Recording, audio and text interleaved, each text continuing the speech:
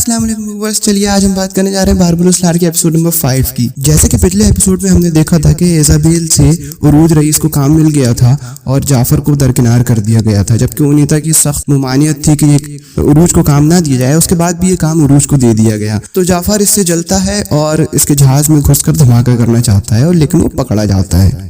और इधर रात को जो हमला करता है समंदर में खिजर और थाक आगा पर, ये हमले को जिस तरह से बहादुरी से नीको और खिजर मिलकर नाकाम करते हैं, उसके बाद भी रात को इनका पीछा नहीं छोड़ता, बल्कि सिकंदरिया में ये लोग उतरते हैं तो वहां भी ये पहुंच जाता है। बीच में इन लोग की एक बार झड़प होती है और उसके बाद ये होता है कि जिस तरह से बच बुझा के खिजर और अपने सब साथियों को ले जाकर वो यतीम खाना जो रहता है, जो ज़ैनब चला रही होती है सिकंदरिया में, वहां ले जाकर हमजा के साथ सबको छोड़ देता है। कुछ लम्हे आराम करने के बाद वहां से ये दोनों भाई खिजर और इसहाक आगा उरूज के यहाँ पहुंचते हैं अपने भाई उरूज और इलियास से मिलने के लिए।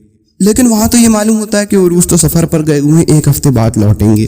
फिर रात को ये प्लान बना लेता है, उसको ये खबर लग जाती है कि इन लोग उरूज के घर में है, तो वो उरूज के घर में रात में हमला करने वाला रहता है। किसी तरह से अपने बाप की बंदिशों और पाबंदियों से बच बचा के इजाबेल उरूज के घर तक पहुंचती है और इत्तला देती है कि यहाँ पर हमला होने वाला है। इस वक्त खिजर और नीको तैयार रहते हैं और हमलावरों को सभी को कत्ल कर देते हैं, खत्म कर देते हैं। इधर पैत्रो कलमनोस में पोसीदन को उठाकर तुला लेता है, दोबारा इसे तैयार कर रहा होता है और इसे काला जहाजी या एक कज़ाक मतलब काला जहाजी का नाम देकर इसका इस्तेमाल करना चाहता है, और इसे ये मिशन देता है कि तुमको जाना है उरूज का दबदबा खत्म नहीं बल्कि उरूज को ही खत्म कर देना है।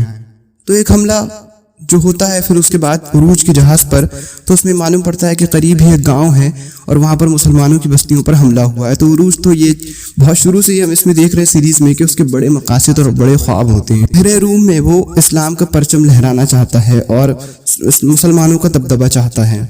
कप्तान कह रहा होता है कि हमें अपने काम से मतलब है और हमें अब चले जाना चाहिए, लेकिन उरूज कहता है कि नहीं, ये हमारा फर्ज जिम्मेदारी है करके कन्विंस करके उस गांव को ले जाता है और वहां पे हमलावरों को कत्ल करता है, खत्म करता है और वहां अमन अमान कायम करके वापस वहां से निकल जाता है। लेकिन ये परेशान जरूर रहता है कि ये सब क्या हो गया कि बहुत आसानी से ये हमला काफिरों का नाकाम हो गया और बड़ी आसानी से गाँव आज़ाद हो गया, और ये वापस अपने जहाज में अपने काम की तरफ निकल पड़ता है। और इधर यहाँ जो राज वाली किताब लेकर खिजर घूम रहा होता है सिकंदरिया में, वो ईस्टर को तलाश कर रहा होता है और ईस्टर के साथ वो राजों को हल करके बहरे रूम के राजों को हल करना चाहता है। कभी ईस्टर मिलती है, फिर कभी नहीं मिलती, फिर ऐसे भाग जाती है, वो समझ नहीं पाती। फिर जब उसे किताब दिखाता है तो मुलाकात का मौका बनता है। लेकिन इस बार रात को फिर पीछा इनका छोड़ता नहीं है और इस बार बंदूकें मतलब तमांचे वगैरह लेकर आता है और चारों तरफ से घिर जाता है। और इधर इजाबेल का जो बाप रहता है वो सिपाहियों को लेकर ज़ैनब के यतीम खाने में पहुंच जाता है और इजाबेल को वापस मांगता है और वहां हमला करना चाहता है। और इस तरह से चारों तरफ से दुश्मनों से घिरे हुए हैं, इधर इसहाक आगा, इधर खिजर। इसी दौरान उरूज पर भी हमला हो जाता है।